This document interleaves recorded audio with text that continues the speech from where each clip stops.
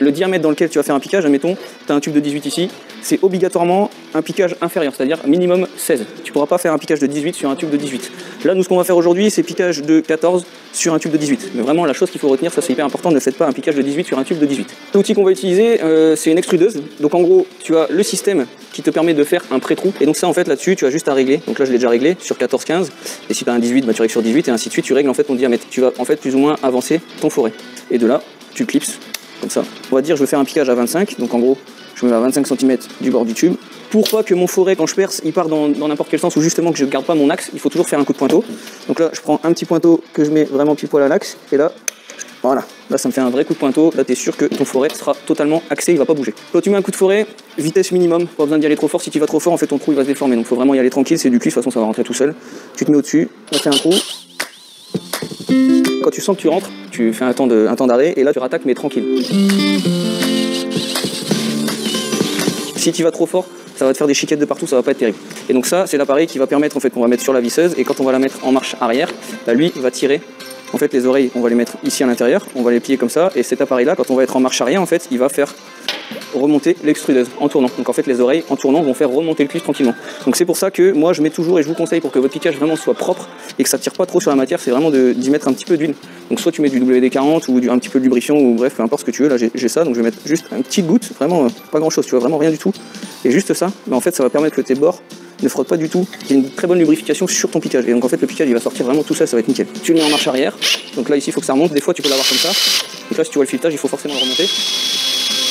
Tu l'enquilles, donc tu le rentres et en fait, il y a une butée à l'intérieur. Donc en fait, tu fais ça.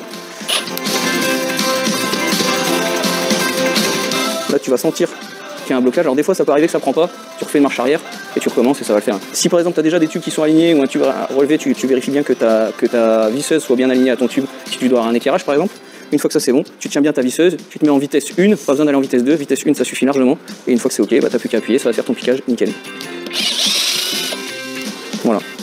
Donc là en fait, tu as ici des petits bords, donc on va y mettre juste des petits coups de lime, toujours bah, forcément enlever toute la limaille. Là je vais pas l'enlever, mais si justement tu fais un collecteur, à un moment donné il faudra penser que tu as la limaille de cuivre qui reste à l'intérieur, donc il faut vraiment tout vider avant de tout souder ou tout terminer. C'est pareil quand tu fais ça sur une installation qui est déjà faite, pensez toujours à mettre un petit coup d'aspirateur, parce que sinon toute la limaille qui reste dans le cuivre, surtout quand tu perces par au-dessus, bah forcément la limaille va rester dedans, tu vas remettre en route, toute cette limaille va repartir dans ton installation. Donc ça c'est des petites choses à savoir où voilà, quand tu le fais, un petit coup d'aspirateur, ou alors si tu peux enlever ton tube, tu l'enlèves, tu le retournes, tu vides ta limaille et au moins t'es tranquille. Donc ici forcément quand je le mets, pour pas que mon tube dépasse à l'intérieur de l'autre tube, il faut que je fasse une petite gueule de loup, une demi-lune sur le tuyau, pour vraiment que le passage soit intégral dans le tube.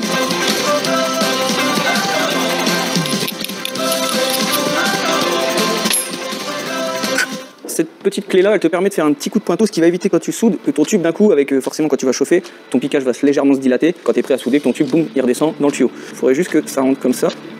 Hop, voilà. Si tu as possibilité, tu regardes à l'intérieur de ton tube, ça dépasse pas.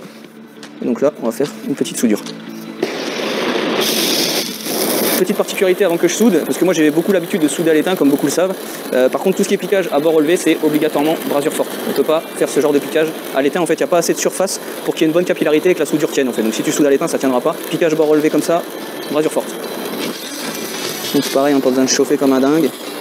Tu chauffes juste ce qu'il faut. Voilà, ça te fait un piquage bien propre. S'il faut, tu le redresses légèrement si besoin, tu mets ton équerre, tu regardes, de toute façon c'est recuit, donc si tu as vraiment légèrement quelque chose à bouger, ça va le faire sans souci. Si tu respectes tout ce que je viens de te dire, tu peux pas te tromper, ça va